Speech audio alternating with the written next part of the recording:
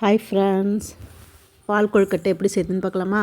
நான் வந்து பச்சரிசி மாவு வந்து ஒரு 1/4 கிலோ அளவுக்கு எடுத்து வச்சுருக்கேன். அரிசி கழுவி காய வச்சு அரைச்சி வச்சுருக்கேன்.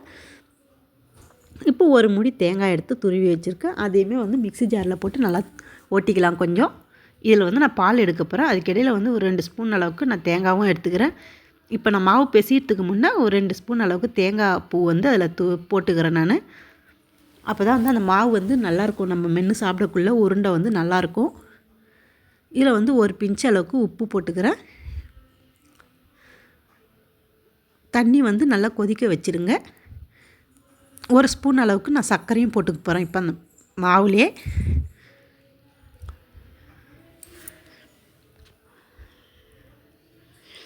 சர்க்கரை போட்டு தண்ணி வர ஆறத்துக்கு முன்னே போட்டு நம்ம கிண்டிடணும்.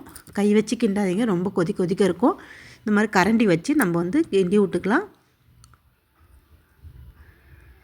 கொஞ்சம் கொஞ்சமாக ஊற்றி கிண்டுங்க. ஒரே ஊற்றுனீங்கனாக்கா தண்ணியாக ஆகிடும்.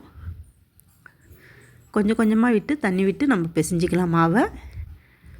இந்த அளவுக்கு பிசைஞ்சு எடுத்துனோடனே சின்ன சின்னதாக உருண்டை ஊட்டிக்கலாம். இப்போ இந்த உருண்டை சைஸ் பார்த்திங்களா, இந்த மாதிரி ஊட்டிக்கலாம். ஆனால் இது வந்து உருட்டுறதுக்கு ரொம்ப லேட்டாக ஆகும். அதனால் நான் பெருசாக உருட்டி போட்டு வச்சுருக்கேன். வேக வச்சு எடுத்து கட் பண்ணிக்க போகிறேன்.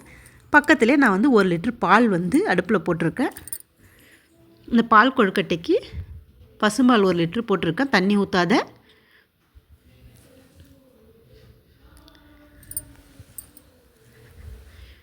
இப்போ அதை மூடி வச்சிடலாம். இட்லி பாத்திரத்தில் வச்சுன்னா வெந்துடுத்து, நல்லா வந்துடுது. அதை எடுத்து வேறு பாத்திரத்தில் நான் மாற்றிக்க போகிறேன். இப்போ மாற்றி எடுத்துகிட்டு அதை வந்து பொடியாக நான் வந்து கட் பண்ணிக்க போகிறேன். எப்பவுமே உருண்டையாக போகிறதோட இந்த மாதிரி தட்டையாக பொடியாக கட் பண்ணி போட்டோன்னா அது சாப்பிட்றதுக்கும் நல்லாயிருக்கும். அதில் நம்ம அந்த பாலில் வந்து ஊறியும் கிடைக்கும் அந்த உருண்டை.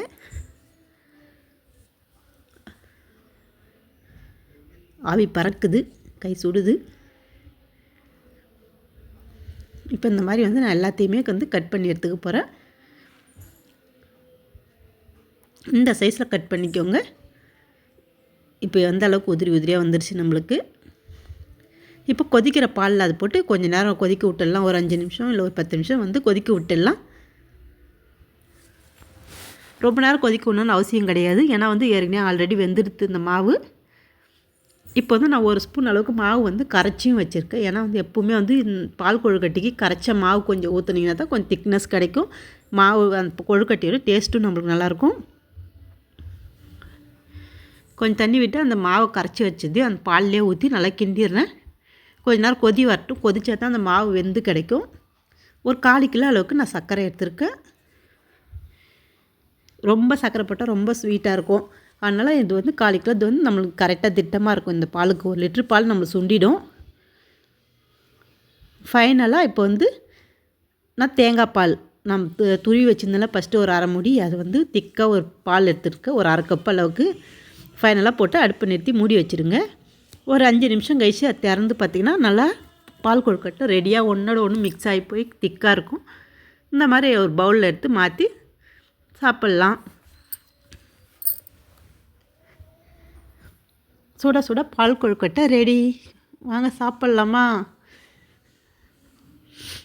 என்னோடய வீடியோ உங்களுக்கு பிடிச்சிருந்தா சப்ஸ்கிரைப் பண்ணி வச்சுக்க.